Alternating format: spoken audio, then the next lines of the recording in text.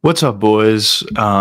This is our second episode of this podcast. I just want to make sure everything is working before I get into it. What's up, boys? Yep. Everything's working. All right. So, welcome to our second podcast.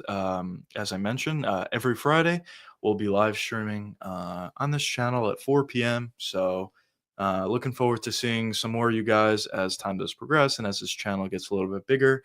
But a lot of news recently. And let's start off with Diego Lopez versus Yair Rodriguez. This news just came out today, just a few hours ago. And these two were set to face off at UFC Mexico City. And this should be a banger. I'm very high on Diego Lopez.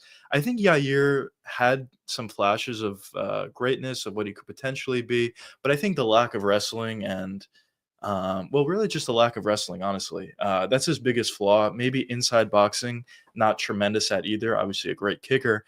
But I think this fight's going to be a banger.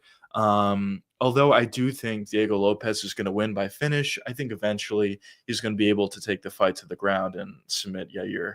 Yair obviously has been submitted before. He was submitted in his last fight. I don't think he fought after he got submitted by Ortega. But yeah, should be a banger, should be a lot of action on the feet. If Diego Lopez is able to get on the inside, I do think he'll be able to hurt Yair. We'll see what happens in that fight, but I think it should be a banger and a fight that I'm really excited about. I'm happy the UFC put it together. It is a little bit interesting, though, because if Lopez wins this fight, you would assume he would get the next title shot versus Ilya or I guess possibly Volkanovski, as that's another rumor that Ilya and Volkanovski are going to fight. That's a fight I do not want to see at all, to be honest. I think if Volk and Ilya fought 10 times, 9 out of the 10 times, it would look the way it looked the first fight. I just think Ilya's physicality, something that I mention all the time, I think Ilya's physicality is just so immense that when he faces essentially anybody, eventually he's going to find them, eventually he's going to finish them, at least it seems like. But especially a guy like Volk, who's been knocked out a couple times in a row at this point and never had a tremendous chin really throughout his entire career, I don't think that guy really ever is going to beat Ilia Topuria. I think he's just too good and too powerful, most importantly, because obviously Volk is a very talented guy, but without that physicality, without that game changer with one punch, it's very difficult to beat Ilia Topuria. But anyways, going back to this fight, so yes, I do think Diego Lopez is going to win, and if he wins, he should get a title shot over Ilia Topuria, assuming Topuria beats Volkanovski. But it could get a little bit hairy because Ilya has talked about not wanting to fight at 145 that much, and wanting to move up to 155, and he doesn't want to fight that much in general. He wants to retire relatively soon. So it would be very interesting to see what they would do with Diego Lopez, assuming he does beat Yair Rodriguez, which obviously is a big if. But if he does finish Yair Rodriguez, beats him, but especially finishes him, obviously he would deserve a title shot at that point. But we'll see what the UFC does and what Ilya wants to do, and let's see what happens. But yeah, that was the first piece of news. The next piece of news was this. This turned out to be not accurate, but I would like to see the UFC do this in the future, potentially. But there was a report that came out saying that Alex Periera is going to fight Volkov. As I said, it turned out not to be true. But I think this is a perfect fight to make for Periera. If Periera is going to move up to heavyweight, I don't think they should just give him Tom Aspinall right away. It's a very difficult fight, no matter how many times he fights at heavyweight before Tom. But regardless, I think fighting Tom right away is really a death sentence for Periera. Aspinall is just too big, honestly, too fast. His wrestling is too good. It's just a tough fight. But if Alex moves up to heavyweight and fights Volkov, I think that's a very good fight, a very competitive fight as well. Now, a lot of people may think Alex would just knock this guy out right away and make easy work of him, which could definitely happen. But Volkov obviously has a tremendous amount of length. His wrestling has significantly improved. He's improved in general. In his last fight versus Cyril Gane, he looked a lot better. It wasn't a great fight. Gane should not have won that fight. But regardless, Volkov's did look pretty good in that fight. He showed that he improved significantly from their first fight. And it would be interesting. But Obviously, it's not real. It turned out not to be real, but would be an interesting fight. If this fight ever does get put together in the future, which I think it should, if Alex ever wants to move up to heavyweight, I do think I would favor Pereira, but close fight, very competitive fight, honestly. But moving on, this is the real fight that got announced. Or well, it didn't get announced, but it sounds like this is the next fight that's going to happen. Alex Pereira versus Magomed Ankalaev. This is a fight that we've been knowing about for a while that probably was going to get made. A lot of fans wanted to see it. It seemed like Magomed deserved the shot for some time now, which I would probably agree with. And finally, it seems like we're going to be getting that fight in Periera versus Magomed. Now, obviously, I know a lot of fans think that Magomed is just going to win. He's going to take Periera down. He's going to submit him or just win via wrestling or ground and pound or whatever. But in my opinion, I don't think that's necessarily true. In a lot of Magomed's fights, he has shown very low IQ. He's obviously very skilled on the feet. He has tremendous boxing. He has tremendous kickboxing. He's just a very, very good striker. And there is a possibility he could knock out Pereira. He's also very fast as well. Great kicks, great boxing, just very, very good on the feet. But as I said, he hasn't shown great IQ in the past. The biggest example of this is his fight versus Jan Blachowicz, as that was for the interim belt. But in the first 2 rounds or the first 3 rounds, no, it was the first 2 rounds. In the first 2 rounds, he decided to strike with Jan when he had a clear advantage in the wrestling. And Jan was able to kick out both of his legs, hurting them significantly. And only starting in round 3, Magomed decided to wrestle. And when he wrestled, he had a lot of success as he won rounds 3, 4, and 5. But due to the fact that his IQ wasn't all that great, honestly, early on in one of the first 2 rounds, Jan was able to get a 10-8, and it turned out to be a draw. But even besides that Jan fight, Magomed definitely has shown poor IQ in the past. He did get submitted with just a few seconds left versus Paul Craig.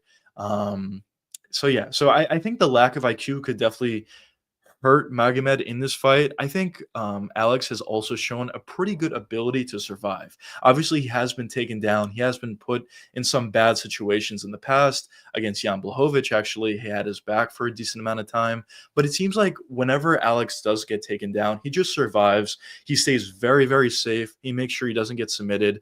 Not as if Magomed's a great submission artist anyway, but regardless, he stays out of trouble and either rides out the round or eventually finds an opportunity to get back to his feet. And on the feet, I think it could be competitive. As I said, Magomed is very good on the feet, very fast as well, which could bring some problems for Pereira. But I've been saying this for a while, and I still think it's true. I think anybody that fights Alex Pereira on the feet is probably going to lose, and they're probably going to get knocked out, with the exception of Israel Adesanya. He's the only guy I think that can legitimately stand with Pereira without the threat of any takedowns or anything like that. And even Izzy did go for takedowns, at least in their first fight. But I just think Pereira has seen it all. He's went up against the best kickboxers in the world. He's been in the UFC for a while. And everybody, at least up until this point, that's tried to strike with him got knocked out.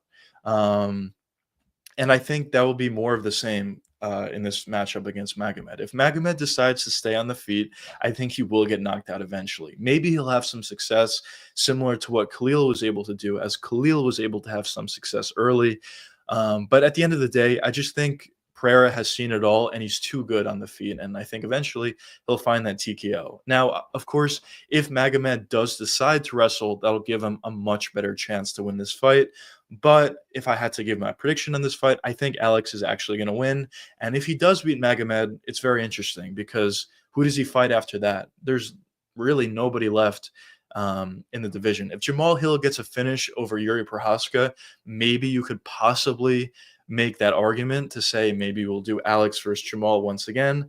But similar to the first fight, or similar to my statement before, I just don't think anybody's going to beat Alex on the feet. And if Jamal fought Alex, he'll probably fight him on the feet and get knocked out again. So I don't know. It'll be interesting. Maybe if he does beat Magomed, maybe they decide, him and his team decides to move up to heavyweight. Maybe they do make the Volkov fight. Maybe they go directly to Tom Aspinall or somebody else in the heavyweight division. Who knows? But I am very excited for this fight against Magomed. We'll see what happens in this matchup. But let's move on to the next breaking news. Gilbert Burns versus Michael Morales was announced a few days ago. This is an interesting fight. It's an unfortunate one. It's a classic UFC move where they take an aging fighter with a decent name and they put him up against a young up and comer. I think Michael Morales is going to win this fight. He's been looking pretty good as of late. He's coming off a finish over. Um, I'm picturing his face. I'm just forgetting his name, but he's coming off a finish victory in his last fight, and I don't think he's lost in the UFC and in his entire career. And Gilbert Burns is coming off some really poor performances as of late, and it seems like the age is really getting to him. So I think he's going to look pretty slow out there. I think Morales is probably going to find a finish. Unfortunately, I am a pretty big Gilbert Burns fan. He's had a lot of success in the UFC. He's gave Hamzat his toughest fight ever. Obviously, there's a lot of skill there on the feet. He's got a lot of power. He has a really good right hand on the ground. He's tremendous jiu-jitsu. His wrestling is even pretty good as well. A lot of times when you see guys with tremendous high-level jiu-jitsu, they don't have great wrestling, but Burns has pretty decent wrestling as well to complement his jiu-jitsu. Obviously, a really good fighter, had a lot of success, and maybe he does beat Morales. Maybe his jiu-jitsu turns out to be too much, and maybe he can take down Morales, but I think that's going to be very difficult to do. And if the fight does stay on the feet, I think Morales is going to have a lot of success, and I wouldn't be surprised whatsoever if he does eventually find a finish. But yeah, we'll see what happens in that matchup. But moving on to the next breaking news, we have a main event for UFC London: Jack Della versus Leon Edwards. This is a really, really good fight, actually. It's a great test for Jack Della, who's had a lot of success, just beat Gilbert Burns in his last fight. We haven't seen him in a while, though, which, of course, does bring up some question marks. He did have some injuries, so we'll see what happens. But I think this is a very good stylistic matchup for Jack Della. If Jack Della is able to get on the inside versus Leon, which I think he will be able to, I think he's going to have a ton of success. Leon doesn't necessarily fight all that great in the pocket. He fights very good at range, and if this fight's at range, Leon's going to win this fight.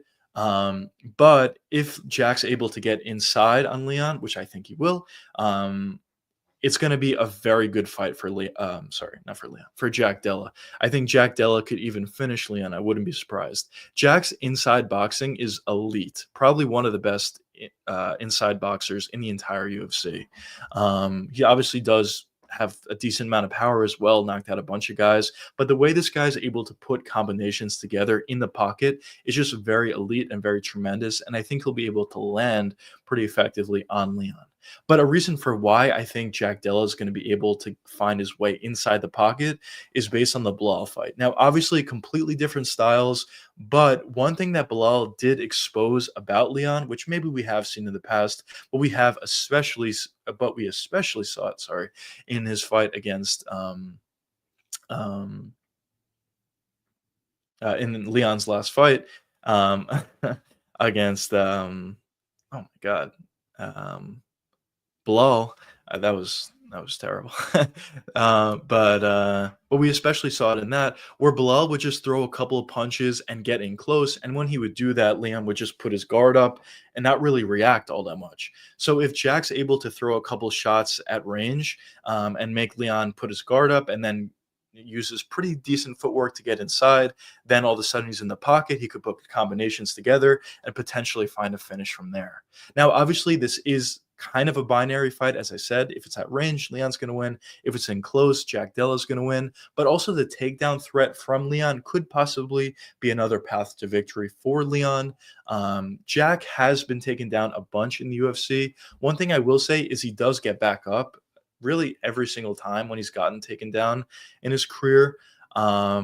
But I do think that could possibly be another path to victory for Leon. But at the end of the day, if I had to give my prediction for this matchup, I think Jack Della is going to win by decision, but I wouldn't be surprised if he wins by finish. Should be a very good fight. I'm definitely looking forward to it. But now also the last thing that I wanted to talk about was UFC Seattle, because this card's looking very, very good. For the main event, we got Cejudo and Song Yadong. This should be a really good fight as well. I actually think this is a perfect fight. This is a older guy in Henry Cejudo, big name, obviously had a lot of success in the UFC against a young up and comer in Song Yadong. But in this matchup, I think this is still a very competitive fight, and I love the matchmaking. Cejudo obviously has tremendous wrestling on the feet. He's good, but he's getting a little bit older out there, and Song will probably have a speed advantage over Cejudo. And Song Yadong is a guy who is on the rise. He did lose. I don't know if it was his last fight or not. I don't think it was, but he did lose against Corey Sandhagen in a relatively competitive fight. But on the feet, this guy is just very dangerous. A lot of power. Does a great job at putting combinations together. Has improved his wrestling pretty significantly as well, which will definitely come in handy in this fight against Cejudo. But I guess there still are some question marks about how good Song's wrestling truly is. But yeah, I think there's legitimately paths to victory for both of these guys. If Song's able to stop takedowns and keep the fight on the feet, I think this fight is going to go his way. If Cejudo's able to get takedowns, I think this fight's going to go his way. He could possibly find submissions, although he doesn't look for all that many submissions. Maybe he can find a finish on the ground or just win via top time, which wouldn't be that exciting, but it's a possibility. I really like this fight. I think there's paths to victory for both guys. If Song wins, all of a sudden he's thrusted into possible title shot, into a possible title shot. And if Cejudo wins, then he keeps his career going. Maybe he fights another guy. But I still think Cejudo is a very talented fighter. He did lose to two of the best guys in the division, and Aljamain Sterling, in maybe a relatively competitive fight. I thought it was clear Alja won the fight, but maybe it was relatively competitive. And also against Merab, which in the first round he hurt Merab pretty significantly. But after that, Merab obviously took over and dominated. But regardless, those are some of the two best fighters in the bantamweight division, maybe the two best guys in the bantamweight division. So I do still think there's life for Henry Cejudo. I think this is a perfect fight to put together, and I'm really happy that the UFC made this main event. Now, the next fight is an odd one. Rob Font versus Dominic Cruz. Dominic Cruz already said that this is going to be his last fight. Rob Font is streaking a little bit. He's gotten a few nice wins as of late. Obviously, pretty good boxing, really good jab, and powerful. I'm relatively powerful, I'll say. And Dominic Cruz is a guy who has a very unique style, has had a lot of success throughout his career. Maybe not as of late, as I think his last fight was against Cheeto, which was a while ago at this point. He got knocked out pretty badly, but he's had a lot of time off. But I don't know. I would go with Rob Font to win this fight, but Dominic Cruz's weird style could maybe give Rob some problems. But we'll see. But this fight, in my opinion, makes absolutely no sense. Curtis Blades versus a newcomer. This fight doesn't make any sense because Curtis Blades is a legitimate contender in the heavyweight division. He is coming off a championship loss against Tom Aspinall, but Aspinall is the best guy in the heavyweight division, and he's just a very difficult guy to prepare against and fight. He just blitzes you, wrestles you, strikes with you on the feet, and it's just very difficult to win. But Curtis Blades is a very good fighter in the heavyweight division. Maybe I know a lot of guys maybe might not be too high on Curtis Blades. I have said in the past, I don't think his IQ is where it needs to be. But in terms of raw skill, this guy is really, really talented. On the feet, he has a pretty good ability to strike out there. A lot of power, really fast. Of course, he has pretty good wrestling, or honestly, really good wrestling as well. He has all the tools to be a champion, but it's unfortunate for him, I guess, that Tom Aspinall's in the heavyweight division. Because if he wasn't, I think there's a real chance he could be champ. And I thought that for a while. It's just the problem with Curtis Blades is his IQ is not always there. Makes some dumb decisions out there in fights, and that really does cost him. But against this newcomer, I think this is an odd fight. I think Curtis Blades should win, and I think he should win relatively easily. We'll see what happens in this fight, but I think it's odd. I'm not sure what the rankings are right now. I think Curtis probably still is a top 5 fighter in the heavyweight division, so it is a little bit interesting, but we'll see what happens. But moving on to Edson Barbosa versus Steve Garcia, this should be a banger. Both of these guys are very active, just throw down. Should be a very exciting fight. Definitely should see a finish in this fight. But we'll see what happens. If I had to give my prediction, maybe Steve Garcia wins it, honestly. I am a big fan of Barbosa, extremely exciting, great kicks, just great performances in general, great finishes. But Steve Garcia is streaking. He has knocked out a bunch of guys. And honestly, I could see him beating Edson Barbosa. But let's move on. Let's talk about the prelims. So Gene Silva, I made videos on this guy. I am very, very high on him. He's just extremely physical, extremely talented on the feet, on the ground. We haven't seen it tested all that much, but at least on the feet, this guy is very, very talented. I think he's going to win here. I think he'll probably find a finish. This guy is just really talented. I think he's destined to be a top 5 fighter in the featherweight division, maybe even a potential champ in the long-term future, maybe next year or year after that. But we'll see. I'm very high on Gene Silva. But let's skip over this fight. This fight is two guys are not so good. Coupe de Lava versus Ebo. This is an interesting one. I'm not too high on Ebo. He is coming off a finish in his last fight, but I don't think he's that great. I don't think his power is as good as advertised. He has decent power, but I don't think it's as good as advertised. And also, he doesn't really have wrestling. His boxing is okay. It's not great. It's just okay. And I don't think he's going to have too much success, especially at light heavyweight. But we'll see what happens. I could see him getting a win, honestly, over Kutalava. Kutalava is just a guy who overextends way too much, is way too aggressive. But should be an interesting fight. Probably will see a finish either way. That's usually what you get with Kutalava fights. But yeah, should be good. I'm excited for it. But yeah, that's UFC Seattle. Should be a really good card. A lot of exciting news coming out this year. This year should be really good. I'm really excited for a lot of fights. Obviously, next week. This week, not a great week. But next week, obviously, we have Merab versus Umar, and we have Islam versus Arman. Both fights should be really good. I'm excited for both. Also, we have Yuri and Jamal Hill. Should also be a really good fight. It's a close one. I made a video already. Check it out if you haven't seen it. But I think Yuri's going to beat Jamal. Obviously, there are paths to victory for Jamal Hill. He does fight really well off the back foot. He does have a lot of power. Yuri is coming off a knockout loss against Alex Pereira. But I just think the wildness of Yuri is going to get it done in the end. But we'll see what happens in that fight. In the main event, I think Islam is going to win again. I think Arman has a chance. He obviously is a very good wrestler, very explosive on the feet. And there's a possibility he can knock out Islam. I just don't think it's super likely. I think for the most likely, we're going to see Islam win via decision. And for the co-main, for Umar versus Merab, I think Merab's going to win. I just think this is one of those guys that you have to finish if you want to beat him. And at that lower weight class, it's harder to finish guys. Also, Umar isn't necessarily a guy that gets too many finishes. He does have finishes on his UFC record. He is a really, really talented fighter and could submit you. He could finish you on the feet. This guy is obviously very, very good. But I just think Merab's gonna win. I think he's gonna fight at his pace and pressure.